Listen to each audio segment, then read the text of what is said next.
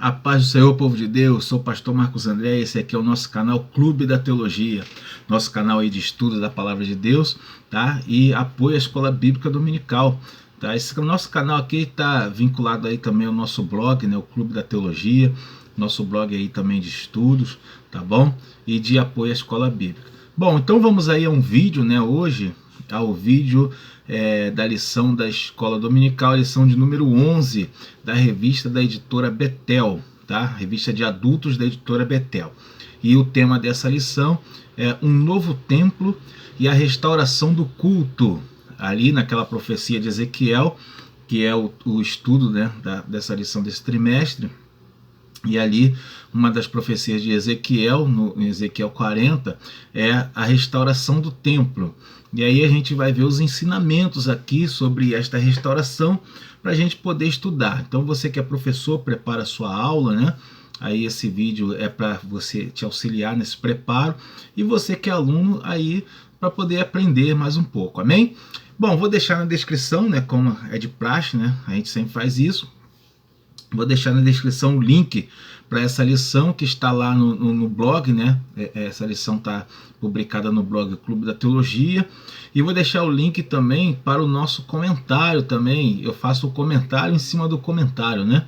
É um comentário de ajuda aí para você que é professor poder estudar, poder preparar a sua aula, tá bom? Bom, então aí vamos à nossa lição. Vou deixar também aí o link para você adquirir o nosso livro, né, O Maior Milagre de Jesus. E também você que quiser cooperar com este ministério, vou deixar também a chave Pix aí, tá bom? Eu lembro sempre aos irmãos que essa obra aqui, a gente não recebe para isso, né, não tem fins lucrativos, né, o trabalho é voluntário, aqueles que me ajudam de forma voluntária. Mas aqui tem gastos, né? Tem gasto com tudo, com internet, com tudo mais. E aí a gente, às vezes, precisa de uma cooperação. E alguns irmãos têm ajudado, né? Graças a Deus pela vida dos irmãos. Mas quem quiser, quem desejar, qualquer valor, não tem problema, tá bom? Então vamos lá, vamos à nossa lição aí. Bom, o tema Um Novo Templo e a Restauração do Culto, tá? Na introdução, eu já coloco aí o foco, né? É a mensagem de restauração e comunhão com Deus. Então você vai trabalhar a sua lição baseado nisso. Claro que com uma aplicação para os dias de hoje, tá bom? Você vai trabalhar com aquela aplicação para os dias atuais. Então tem que ficar sempre ligado nisso. Você pode ministrar a aula, mas sempre pensando na aplicação dela para hoje, tá? Como que a gente vai colocar isso hoje na nossa vida? Então isso é importante, né? Bom, então, nessa introdução, separei a parte que diz assim: a restauração do templo e do culto sinalizam o interesse de Deus em relacionamento com o seu povo, né? O interesse Então, essa mensagem de restauração mostra o interesse do Senhor em se relacionar conosco. Deus não queria abandonar o povo, Deus não queria deixar o povo de Israel, né, a sua própria sorte. Tá? Assim como ele não quer nos deixar a sua própria sorte. Aqui eu coloquei um acréscimo que há algumas crenças, existem crenças como o agnosticismo, por exemplo, né, que apregoa que a gente não tem como a gente alcançar a divindade, né, não tem como o ser humano relacionar-se com a divindade, com o Criador. Tá? Então, na verdade não tem mesmo. Mas o que acontece? Da nossa parte não tem, mas para Deus tudo é possível, né? Ele disse que o Senhor Jesus falou que ao homem é impossível a salvação, mas para Deus tudo é possível. E aí o Senhor provê, né, o nosso relacionamento com Ele por meio do Senhor Jesus Cristo, tá bom? Então, né, essa aqui é só um acréscimo dessas crenças que existem, né? Continuando aí, separei também a parte que diz assim: seu chamado ao serviço conforme as suas instruções. Sobre isso aqui eu escrevi o seguinte: a ideia de templo traz junto o conceito de rituais, cerimônias e religião, né? Então a ideia de templo, ela vai sempre levar a isso, né? Rituais, cerimônias e religião. Sempre apregou a isso, tá? Essa ideia vem lá do Antigo Testamento e é salutar para o dia de hoje. né? Precisamos da religião, né? Não se deve pregar contra a religião. O próprio apóstolo Tiago falou que existe a verdadeira religião, né? Que é cuidar dos enfermos, dos órfãos, das viúvas e dos órfãos. Então, a gente vê que a religião ela é boa, ela deve ser boa. Alguns aspectos de religiosidade, né, como a hipocrisia, né, que carregam junto a hipocrisia, alguns aspectos que são ruins, né? Então aí a gente vai, isso aí não é bom, tá? Mas a religião ela é boa. Continuando aí, vamos lá. O tema, o primeiro tópico, né? O tema é um santuário no meio do povo. E aí a gente vai falar de templo, né? A ideia de Deus de construir, de edificar um templo, porque foi ideia do Senhor, Ele é quem instituiu isso. No subtópico 1.1, o tema é a ordem divina para fazer um santuário. E aqui separei essa parte que diz assim, ó, no monte Moisés recebeu de Deus leis, estatutos e mandamentos para o povo de Israel. Todas aquelas leis e mandamentos, né, para que houvesse culto a Deus. E esse culto não poderia ser feito de qualquer maneira. Bom, aí sobre isso aí eu escrevi o seguinte: esse monte é o Monte Horebe, o monte que mais tarde Elias iria entrar, né, numa caverna e ali receberia as ordenanças de Deus. Isso aqui é um acréscimo, né, para você poder trazer um maior conhecimento à aula, né? Existe em Israel a cadeia de montanhas do Sinai, tá? Quando fala Monte Sinai na Bíblia, é toda uma região montanhosa do Sinai. Um dos montes ali, ele ficou conhecido como Monte Horebe, que é o monte onde Moisés recebeu as tábuas da aliança, né? Recebeu os 10 mandamentos. E ali foi aquele monte para onde Elias foi também, tá? Para onde Elias foi. Quando fala em Elias entrar numa caverna, ele foi na verdade para junto de Deus, ele foi para o monte de Deus, né? Bom, vamos lá. Separei também aí a parte que diz, essa parte que diz aí, ó, assim: Deus estava assim instruindo o seu povo para os dias de peregrinação no deserto, quando estivesse estabelecido. E aqui sobre e quando estivesse estabelecido. Então, Deus estava instruindo o povo acerca da cerimônia, como seria durante a peregrinação. Sabemos que Deus instituiu ali o tabernáculo, e para quando ele estivesse estabelecido na terra, eles iriam construir o templo. Então, nessas situações existia a lei cerimonial, né? A lei para poder se cultuar a Deus. Amém? Bom, aqui separei a parte que diz também, nesse subtópico, diz assim, ó: e me farão um santuário e habitarei no meio deles.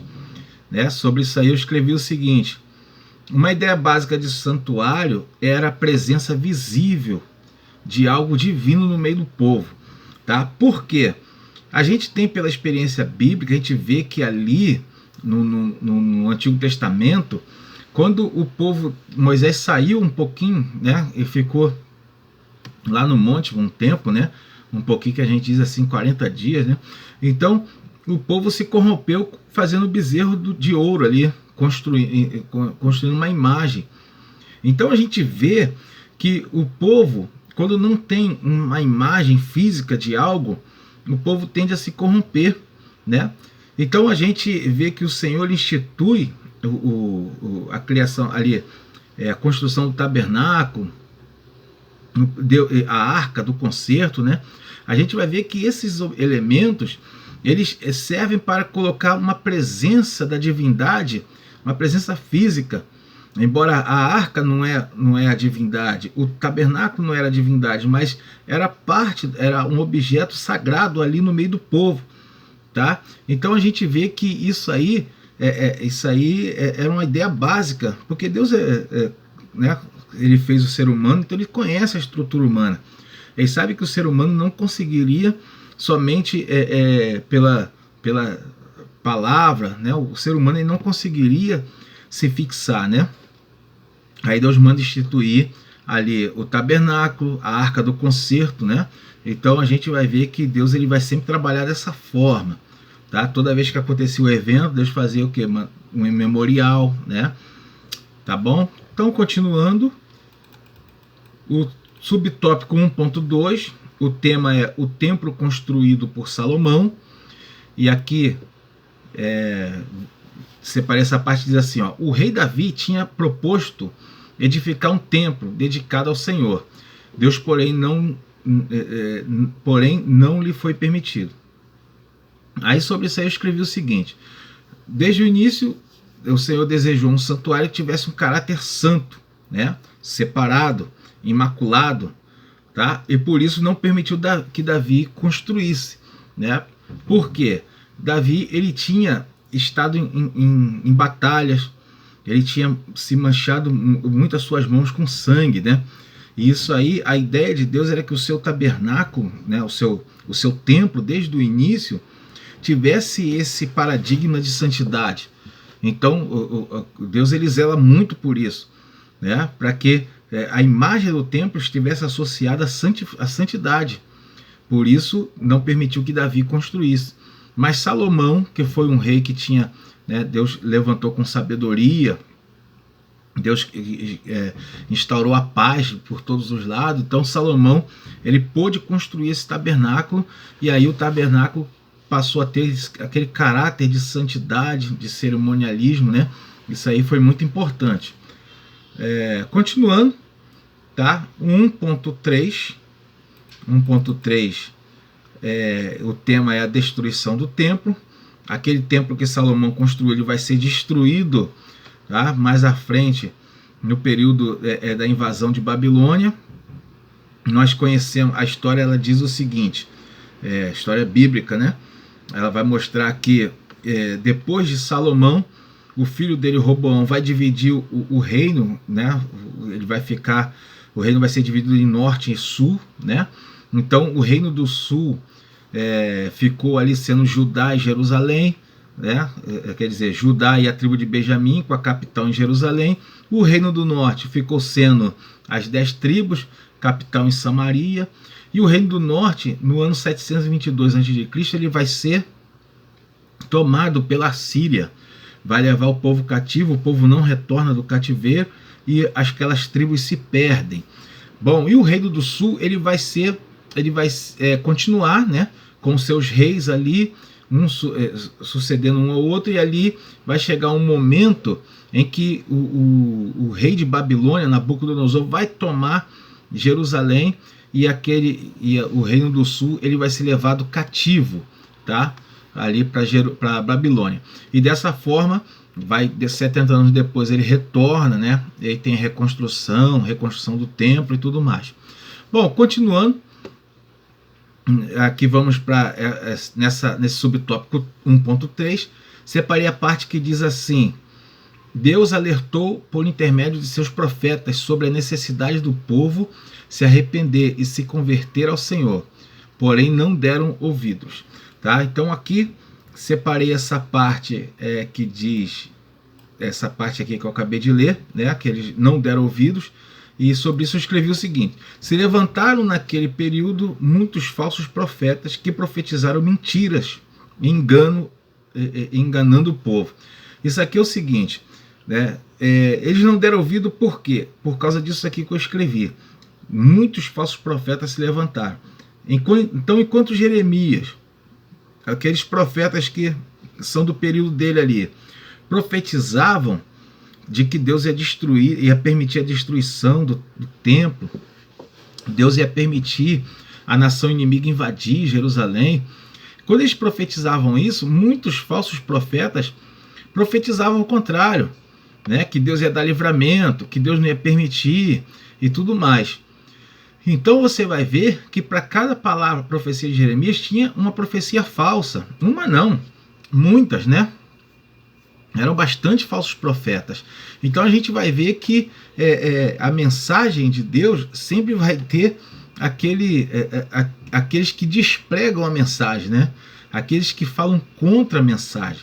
Então, por causa disso, o que aconteceu? O templo foi destruído, o povo foi destruído, tá? No nosso meio hoje tem falsos profetas e enganadores do povo de Deus? Tem. Existem muitos. O que a gente tem que fazer, então, para que a voz desses falsos profetas não corrompam a igreja? Aí é simples, né? É ensinar a palavra de Deus. Porque não tem como não vai ter como a gente calar os falsos profetas hoje. Não vai ter como a gente calar os falsos obreiros, né? Então qual é a nossa ação? O que a gente deve fazer? Instruir os nossos irmãos, o povo de Deus, instruir para que eles saibam identificar o engano, né? Para que eles saibam identificar a pregação falsa, tá bom? Isso aqui é importantíssimo para os nossos dias. Muito está acontecendo isso muito no meio da igreja. Continuando, vamos para o tópico 2, a visão do novo templo. Aqui, 2.1, um novo templo é vislumbrado. Um novo tempo é vislumbrado. E esse novo tempo, no Antigo Testamento lá, ele vai passar como sendo a restauração da nação. Mas a gente entende pela profecia, né, pelas coisas futuras das quais as profecias do Antigo Testamento eram sombras, né? A gente vai entender que isso aqui fala para mais adiante, para os nossos dias, o tempo da graça, né? Vamos ver aqui. Separei a parte que diz assim, ó, o mês de Nissan trata-se do período da Páscoa. Se for o mês de Tisri, trata-se do dia da expiação. Então, há uma dificuldade aí em se associar, né? A que período está vinculado à profecia de restauração do templo. Se for o mês de Nissan, estaria vinculado ao período da Páscoa. Se for o mês de Tisri, estaria vinculado ao período da expiação. Então, aí sobre isso aí até coloquei que a gente pode entender que isso é para o período da graça, né, trazendo para os nossos dias, mas que as duas vinculações, os dois períodos, 2 meses aí, eles apontam para uma mensagem da graça, né? Vamos ver. Se fosse para o período da Páscoa, então estaria vinculado à mensagem de libertação, que é uma mensagem da graça, né? Se for para o período da expiação, então estaria vinculado a uma mensagem, né, uma mensagem de perdão dos pecados, né? Porque era isso que acontecia no dia da expiação, o que também está vinculado ao período da graça. As duas mensagens apontam para a graça. Essa é a ideia principal aqui, né? Continuando, para a gente, né, não perder tempo aqui, 2.2, o título é A Lei do Templo. Separei a parte que diz aí sobre desse subtópico, a Lei do Templo. Separei a parte que diz assim, ó, explicando acerca do templo e guardar toda a estrutura do edifício, bem como as leis e regulamentos. Sobre isso aí eu escrevi o seguinte, o que Ezequiel está transmitindo ao povo é um ensino que pode e deve ser aplicado hoje em relação à Igreja de Jesus. Nós, como servo de Cristo, devemos ter o devido cuidado com a instituição igreja nos dias atuais, tá? Então a ideia aqui que Ezequiel está falando, ela tem uma aplicação toda hoje, né? Como assim? O nosso cuidado com a igreja de Jesus, tá bom? Essa aula que você vai ministrar ou está ministrando, né? Você aluno que está estudando, isso aqui é uma representação desse cuidado. Por quê? A gente precisa hoje valorizar mais a igreja, né? Ensinar o povo, isso aí que os irmãos estão fazendo, isso que eu estou fazendo aqui. Você que é líder de uma congregação, aconselhar, doutrinar os nossos irmãos no conhecimento da verdade, tá bom?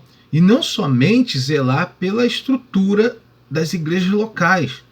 Muitos líderes se enganam. Quando eu falo aqui zelar pela igreja de Cristo, instituição igreja, a igreja que vai morar no céu, tá? A igreja que está espalhada nos 4 cantos da terra. Estou falando disso.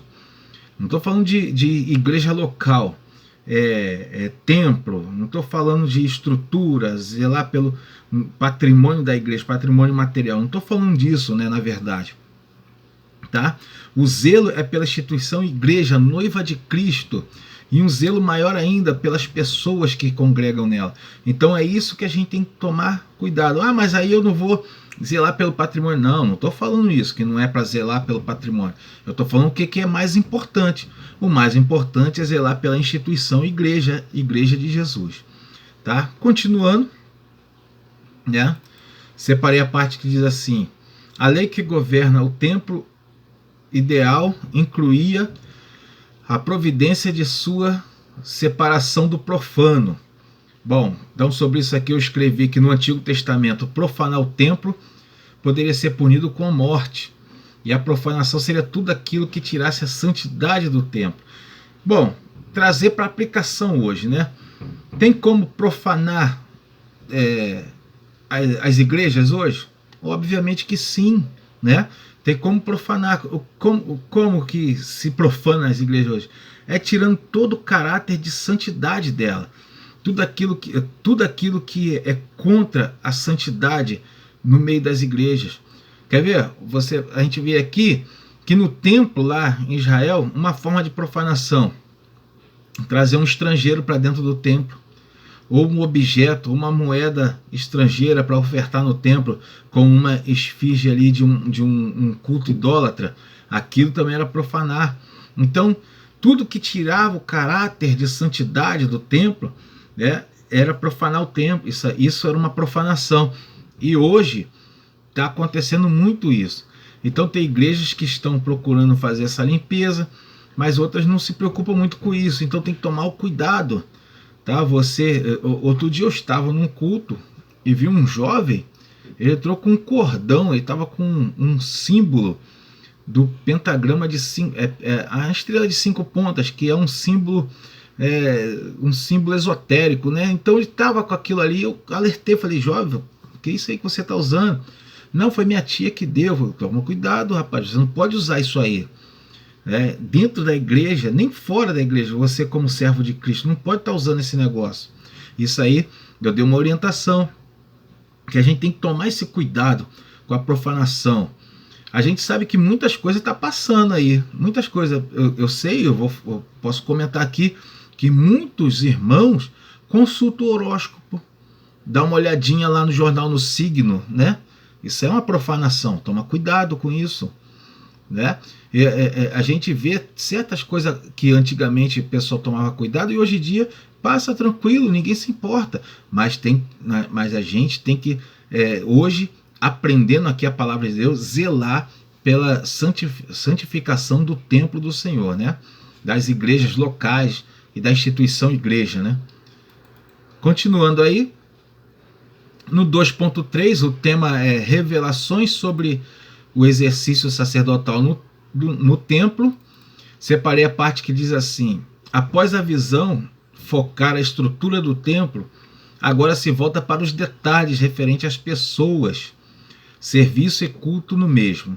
Tá? Então, sobre isso eu escrevi que as pessoas e sua conduta é o foco principal do cuidado com a igreja no tempo da graça. Tá? Então hoje, no tempo da graça, qual é o foco principal? O que eu falei antes, né? Não é o patrimônio material da igreja, não é os bancos, bebedouro, né? Isso não é o foco principal.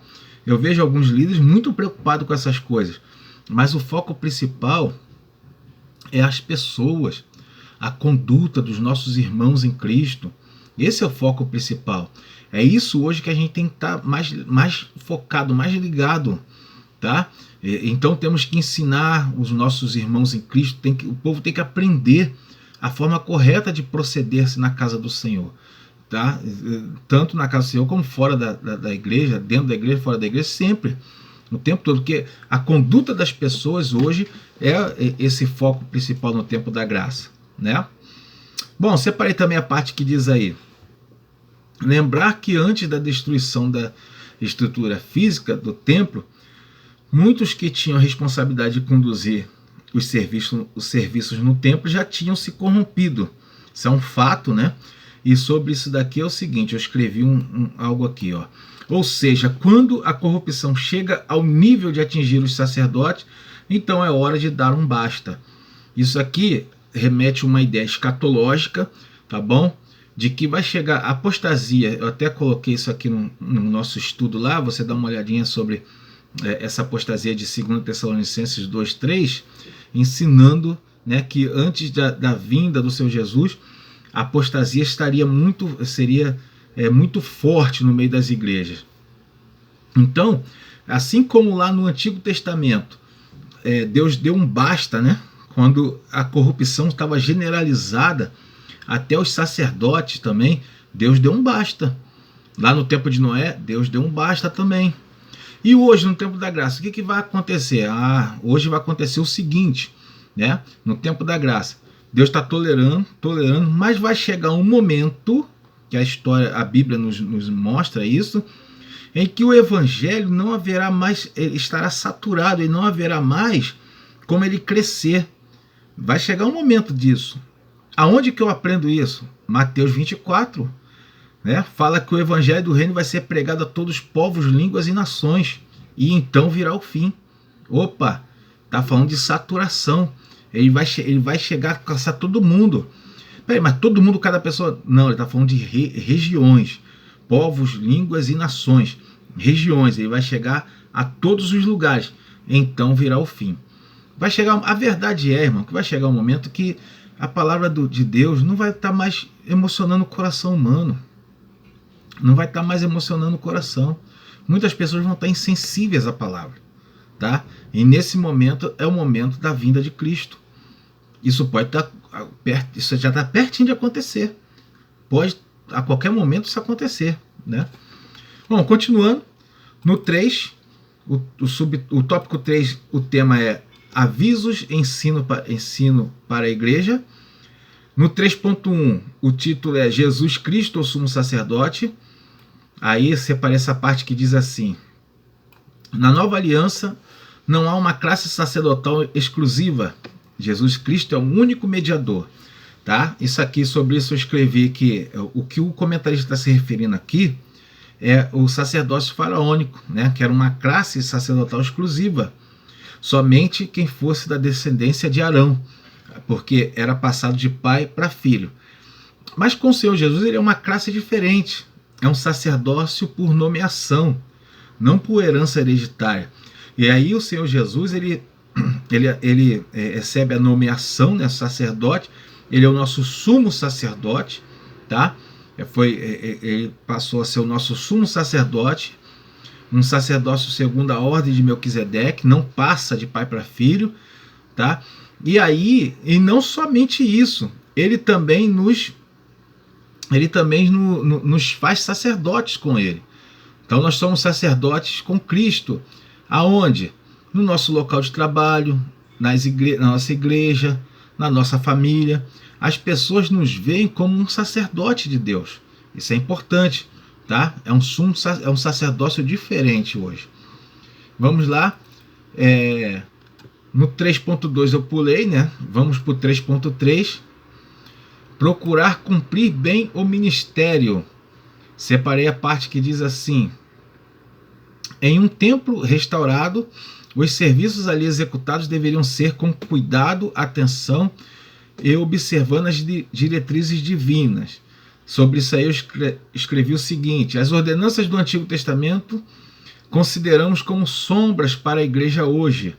Tá? Então tudo aquilo que foi falado lá no Antigo Testamento, ele serve como sombra para os dias de hoje. Claro que a gente não vai cumprir ao pé da letra, né? A gente não vai cumprir ao pé da letra. Mas como que a gente vai cumprir aquilo ali? Pegando o caráter de cada ordenança. Tá? Então uma ordenança cerimonial, por exemplo, que tratava das roupas, né?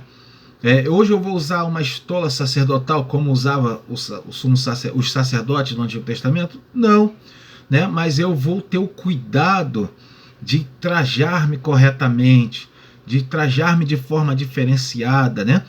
Por quê? Eu vou pegar o caráter daquele ensinamento. Então, todos os ensinamentos lá no passado, no Antigo Testamento, eles são como sombras para as coisas de hoje. Então, hoje eu tenho que ter o devido cuidado com as coisas de Deus, como Deus ordenava lá no passado. O caráter daquele ensinamento eu tenho que aplicar hoje, no nosso tempo. Tá bom? Isso aqui é importante. Agora, continuando, Aqui tem uma pergunta interessante. Ó. Os ministros, obreiros da igreja, também precisam exercer o ministério com cuidado, atenção e observando o que diz o Novo Testamento acerca dos mesmos?